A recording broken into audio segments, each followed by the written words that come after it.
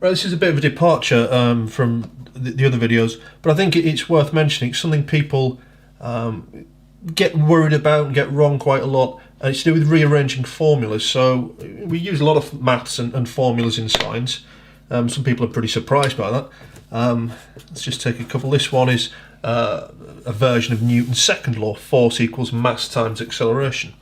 Or here's another physicsy one: velocity or speed equals distance divided by time. Now, before we go into this, just do notice a few things. This, where it says ma, is the same as saying force equals mass times acceleration. So you could write the whole thing out. Sometimes you see it written like this. So you put a dot in the middle. But you'll often just see neither. You'll just see it ma, but it means times, okay? And obviously this slash across here means divide. Distance divided by time. So you could write it like this, I suppose, but it's not really very often done like that. You won't see it done like that very much. Okay. Now the problem comes when, you know, if I gave you a number for mass, a number for acceleration, most people would be able to go, okay, I can work out the force. But what if you were given the force and the acceleration? How would you work out the mass? And this is where people get a bit mixed up. And sometimes you get taught to use these kind of triangles. You know, mass times acceleration and this kind of stuff. They're not very good. You know, if you're desperate, I'm not going to stop you using them. But if you ever want to manipulate formulas that got more than 3 things in them, it's not really going to work. And this method is a bit better. There's nothing in here that you can't do. It's all actually fairly straightforward. It's just having the confidence that it works and knowing that you can put these steps in. So what I'm going to do is go through a series of steps you can do. There are 5 of them that will help you possibly do this, okay? And the steps are very straightforward. There's only one that actually involves any maths, but the first one, that sign there, you might say, oh, I recognise that, that's equals. Think of it instead as meaning it's the same as. So here's a really simple, you wouldn't recognise it as formula, just say it's a sum. 3 plus 4 equals 7, okay? But what that's saying is 3 add 4 is the same as saying 7. I could write it like this. 3 plus 4 is the same as saying 5 plus 2. Now why is that important? Because what we can do is we can change things on either side of that equal sign, and as long as we do the same to both sides, it stays the same. So I could add an extra 2 on there. 2 plus 3 plus 4 is the same as saying, well, I've got to add an extra 2 on that side. 2 plus 3 plus 4 is the same as saying 5 plus 2 plus 2. Okay? Now you might think, well, obviously that's really basic. There's a reason for that. There's a reason we started down here, and we'll come back to it later on. It will make a bit more sense. Okay, rule number 2, if you multiply or divide something by 1, it's the same answer, it's the same thing. So 8 times 1 is 8. 8 divided by 1 is 8. 117 divided by 1 is 117. 652 times 1 is 652. Okay. Why is that important? Well, if we multiply and divide something by 1, we might as well ignore it. 8 times 1 is the same as saying 8, so we might as well just not bother saying 8 times 1. I just want to say 8 is the same as 8. 8 is the same as 8. 117. Okay. And this is going to be the basis for later on when we do some of our cancelling out. So again, it seems pretty straightforward and obvious, hopefully, but there's a reason for it. Step 3, multiplication and dividing are just the opposites of each other, the opposite operation, as we might say. So if I took a number, let's take 20, and I divide it by 2, and then multiply it by 2, well, 20 divided by 2 is 10, 10 times 2 is 20. If I take, let's do another one, 15 times 3, why not? 15 times 3 is 45, divide it by 3, we're back to 15 again, okay? So in other words, if you do one after the other, you just end up with the same answer again, and you can basically ignore it. 15 is the same as 15, 20 is the same as 20. And again, you might think, well, that's easy, that's obvious, isn't it?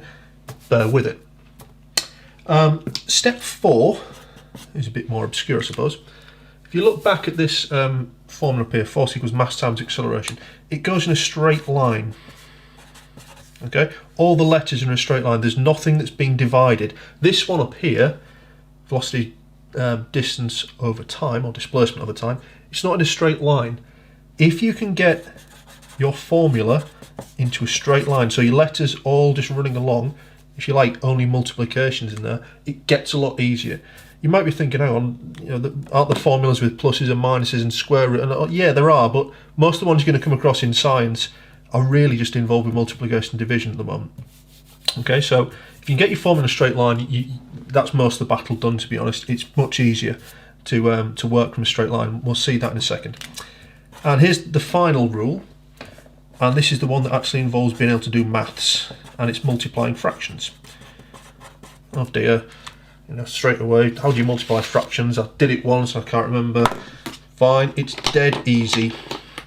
Let's take two fractions. Let's have 2/5 times 3/4. Okay, it's easy. Just multiply the top together and the bottom together. 2 3s are 6, 5 4s are 20. 2/5 times 3/4 is the same as saying 6/20. Okay, I could, if I wanted, reduce that down to 3/10 if I wanted. Okay, it's the same thing. All right. Now you might go, well, do I have to divide fractions? No, you don't, because of something we'll see in a little while. Okay, so those are the 5 rules, and we're going to see if we can use these to rearrange a formula and see if we can work out what's going on. So let's take this force equals mass times acceleration one. So let's imagine that you'd been given a force and an acceleration, and it's you know, you had to work out the mass. How would you rearrange that formula? Well, rule number 4, they're all in a straight line. That's fine, so we've done that already. This idea of opposites, what we're going to try and do is get rid of some of our letters. You might say, well, you know, how can you do that? Why have we even got letters and not numbers? Doesn't matter, it's exactly the same rules as before. Mass times acceleration divided by acceleration, it's the same as doing that. We can get rid of acceleration. Okay, it's not a trick, we can just get rid of it, as long as we also do the same thing to the other side, and this is perhaps where it becomes difficult. So watch this. As my force equals mass times acceleration, I'm going to divide all of that by acceleration. But because I've done it on that side, to keep things the same over here, I have to divide that side by acceleration. But now, because I've got mass times acceleration divided by acceleration, I can get rid of that. So I can say it's the same as saying that.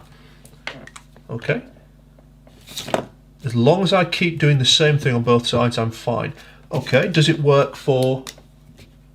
Let's try it again, but this time we'll try it with mass. Can I get rid of the mass? Yeah.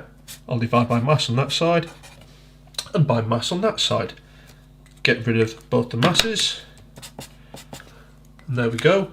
We've now got F divided by M equals A. Okay. What happens if I've got something a bit more complicated like this one? V equals D times T. Okay, so velocity equals distance over time. The easy one is, let's say we had to work out time first of all. Distance divided by time, multiplying and dividing are opposites. So if I divide it by time, I'm going to multiply it by time. Okay, I've got to do the same to the other side. I've got to multiply. It doesn't matter which way round I put these, does it? You know, 3 times 5 is 15, 5 times 3 is 15. It doesn't matter which way round I put them. And I can now cancel out that one and that one. Now you might be saying, just a minute, what happened here? This doesn't look familiar. Well, remember the multiplying fractions I talked about? Let's just pick a number. Let's say number 5. Okay. The number 5 can also be written like as a fraction, like that. 5 divided by 1. Why don't we ever write it like that? Because multiplying and dividing by 1 is the same thing, so we never usually put it. But I could write any whole number like that. 20 could be written like that, 13 could be written like that, okay? Why does that matter? Well, let me just rewrite this again, but this time write it as if I were multiplying a fraction. I'm going to multiply it by time. Okay, now that suddenly looks really complicated, but it isn't. I could even write it as that. I could put everything together, t times 1. Okay, I could write it like that if I wanted to, but it looks incredibly complicated. It's much easier if I just ignore the ones, because dividing by 1, multiplying by 1 is the same thing. So I'll ignore my ones and I'll cross out the t and the t. So what do I end up with? Time multiplied by velocity equals distance. Hopefully you've followed what went on there,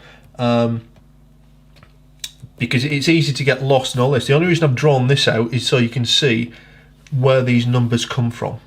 Okay, I could have just drawn it like that. I could have missed out the times completely and just written it like that, but that's what you're trying to do each time. Now I'm just going to take a break, break this down a little bit, and I'll come back to how we change this formula around again.